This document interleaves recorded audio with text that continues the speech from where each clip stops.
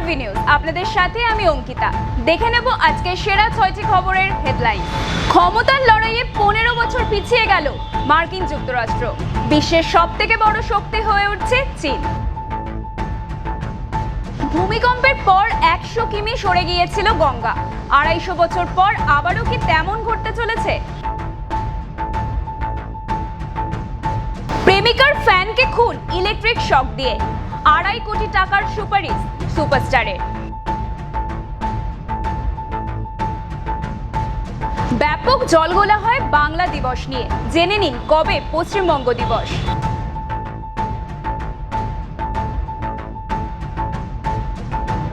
একের পর এক রেকর্ড ভাঙার খেলা, মেয়েদের ক্রিকেটের মাইলস্টোন।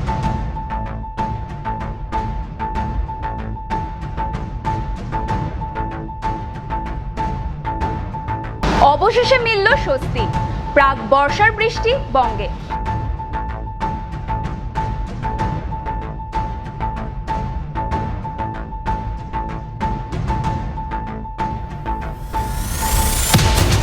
সারা বিশ্ব জানে চীন আমেরিকার ঠান্ডা লড়াইয়ের কথা, তাদের প্রতিদ্বন্দ্বী মনোভাবের কথা, পরস্পরের সঙ্গে তাদের সদা লড়াইয়ের কথা। সারা বিশ্বে ক্ষমতার ভর কেন্দ্র মূলত মার্কিন যুক্তরাষ্ট্রে থেকেছে অনেকগুলো বছর ধরে, তবে তাতে অনেক সময় থাবা বসিয়েছে চীন। চীন ক্রমশ এই বিশ্বের সবচেয়ে বড় শক্তি হয়ে উঠেছে, যাকে ইমার্জিং পাওয়ার বলে উল্লেখ করে থাকে সংশ্লিষ্ট মহল। তবে এবার যা জানা গেল তাতে এই তথ্যই আরো জোরদার হচ্ছে যে চীনই এখন অগ্রসরমান দেশ।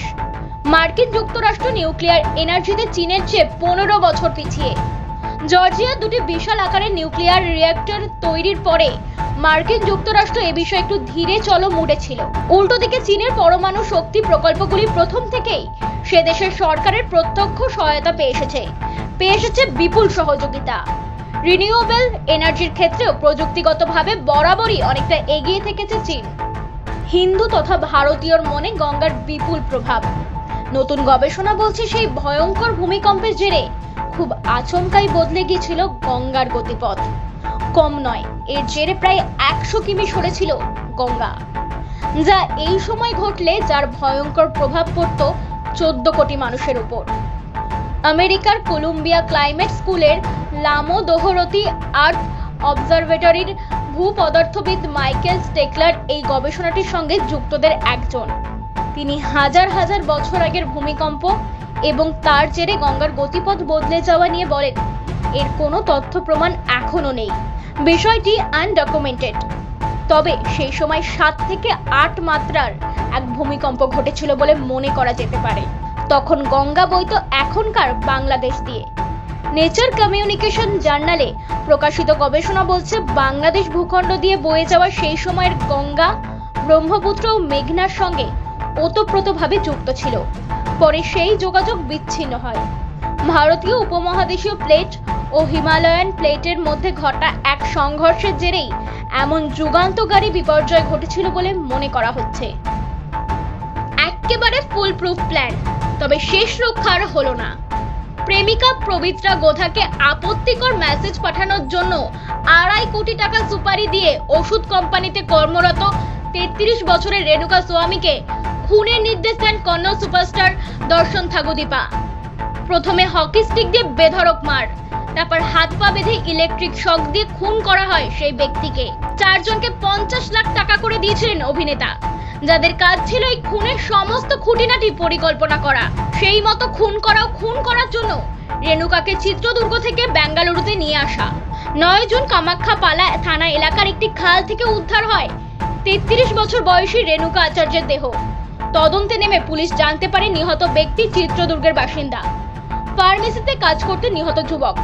আরও জানা যায় যে কন্নড় সুপারস্টার দর্শন থাগুদীপার চর্চিত প্রেমিকা দক্ষিণী অভিনেত্রী পবিত্রা গোধাকে আপত্তিকর মেসেজ পাঠিয়েছিলেন রেণুকা, যার জেরেই এই খুন। দর্শন থাগুদীপাকে প্রথমে তার মাইসোর ফার্ম হাউস থেকে জিজ্ঞাসাবাদের জন্য আটক করে পুলিশ। পরে তাকে নিয়ে আসা হয় বেঙ্গালুরুতে। তারপর সেখানেই তাকে গ্রেপ্তার করা হয়। গ্রেপ্তার করা হয়েছে তার প্রেমিকা পবিত্রা গোধাকেও। 2023-এ ব্যাপক জলঘোলা হয় বাংলা দিবস পালন নিয়ে। এতদিন মূলত ভারতীয় জনতা পার্টি 20 জুনকে বাংলা দিবস হিসেবে পালন করত। এই দিবসটি পালিত হয় রাজভবনেও। গত বছর বাংলার রাজ্যপাল সিভি আনন্দ বোস 20শে জুন তারিখেই রাজভবনে পালন করেছিল বাংলা দিবস। এই নিয়ে শুরু হয় রাজনৈতিক চাপানোতর।